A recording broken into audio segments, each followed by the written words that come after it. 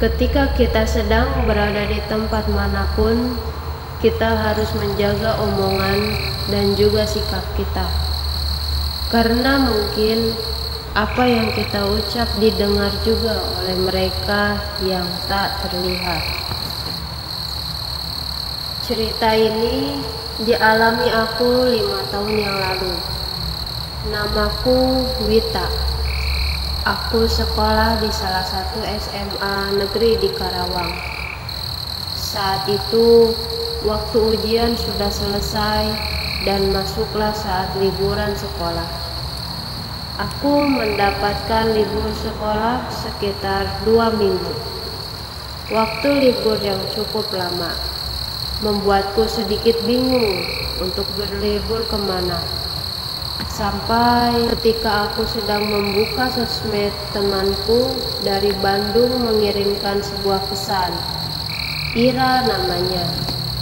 Setelah basa-basi bertanya kabar, lalu Ira pun menawarkanku untuk liburan di Bandung. Tepatnya di rumahnya katanya.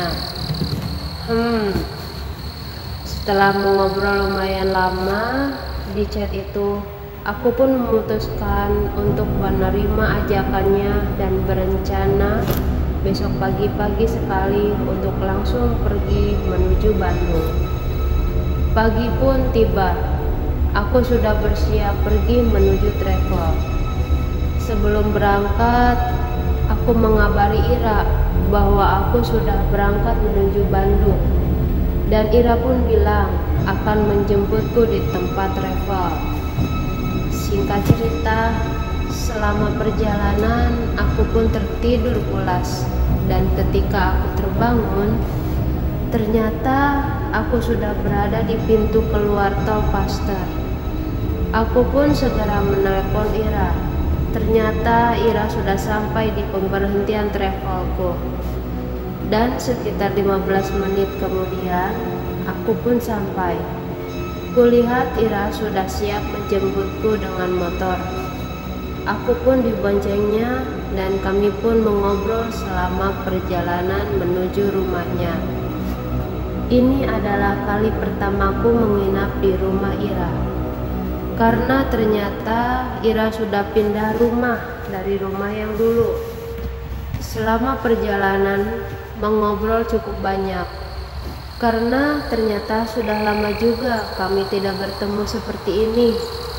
Sampailah aku di rumah Ira. Kulihat rumahnya yang sekarang ternyata bangunannya masih bangunan zaman dulu.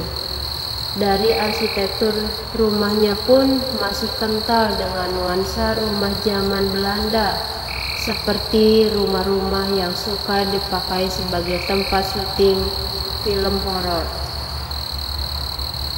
Setelah memarkirkan motor di garasi, Ira pun mengajakku untuk masuk ke dalam rumah.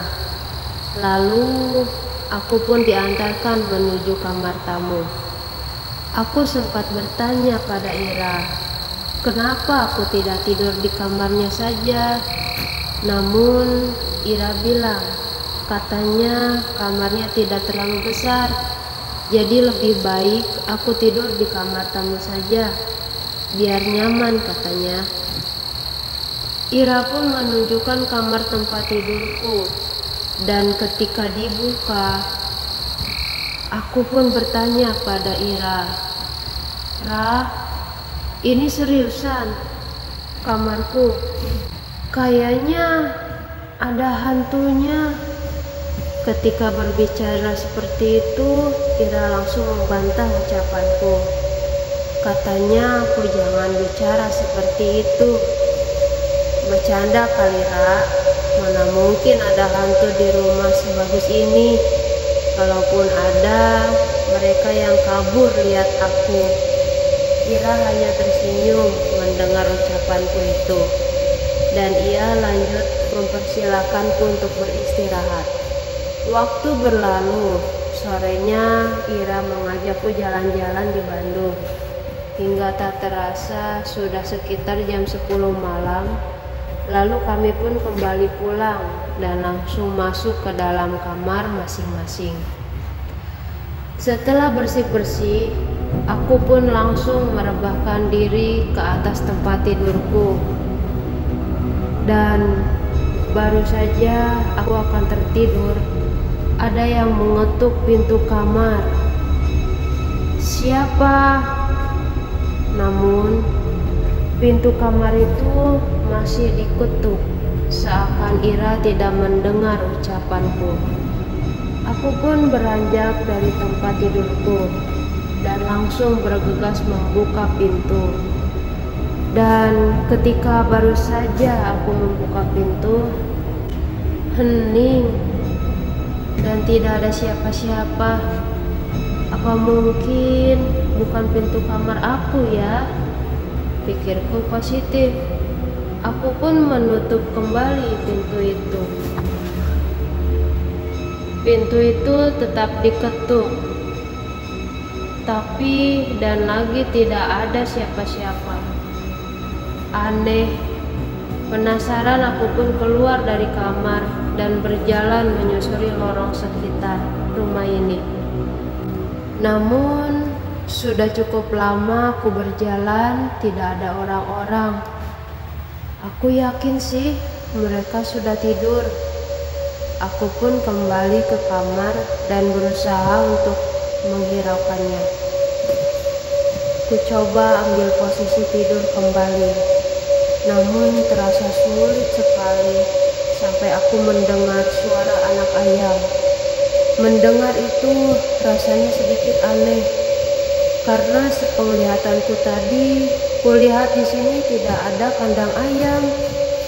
Atau mungkin ada tetangga yang memeliharanya di sekitar sini. Atau apa, memang mungkin ada ya? Karena suara anak ayam itu cukup jauh. Namun suara itu cukup menggangguku. Aku pun mencoba untuk menghiraukannya dan langsung mengambil posisi tidur kembali. Namun tak lama dari itu, astaga, seperti ada yang menggedor pintu kamarku dan juga jendela langit-langit kamar ini. Dan kini terdengar sangat keras sampai tiba-tiba saja tempat tidurku ini bergerak sendiri. Aku pun terkejut. Aku mencoba untuk mengatur nafasku perlahan dan langsung beranjak dari tempat tidur. Tapi ya Tuhan, dari sudut mataku, kulihat sesosok bayangan hitam. Apa itu? Aku melihat sesosok bayangan hitam yang sangat tinggi, hingga kepalanya menekuk di langit-langit. Dan kulihat ketika kulihat dengan seksama, astaga, kulihat sosok perempuan yang sangat tinggi sekali berada di kamar ini. Dan kini perlahan dengan jelas aku bisa melihat wajahnya. Wajah yang sangat seram dengan bola mata hitam pekat dan rambutnya sangat panjang sekali menyentuh lantai. Badanku seketika menjadi kaku dan kini terdengar suara tertawa yang sangat menyeramkan. Perlahan ketika kulihat badannya semakin menunduk dan seperti meliuk-liuk berusaha mendekatiku. Dan wajahnya kini tepat di hadapanku. Mulutnya menganga dan dia pun tertawa tepat di depan mukaku. Badanku lemas sekali dan aku pun tidak ingat apa-apa lagi. Esok paginya ketika aku terbangun, badanku lemas dan kepalaku pusing. Ketika aku terbangun, kulihat Ira sudah berada di dalam kamar. Dia pun menanyakan, "Ada apa? Kenapa aku tertidur di lantai?" Setelah cukup tenang, aku pun mulai menceritakan apa yang aku alami semalam. Dan setelah aku ceritakan, Ira pun langsung bercerita bahwa sosok yang bertemu denganku itu adalah sosok si Nyai. Si Nyai adalah sosok penunggu di depan rumah ini. Mendengar itu, aku pun hanya bisa terdiam dan mencoba untuk introspeksi diri. Aku sadar bahwa ketika kita sedang berada di tempat manapun, kita harus menjaga omongan dan juga sikap kita, karena mungkin apa yang kita ucap didengar juga oleh mereka yang tak terlihat.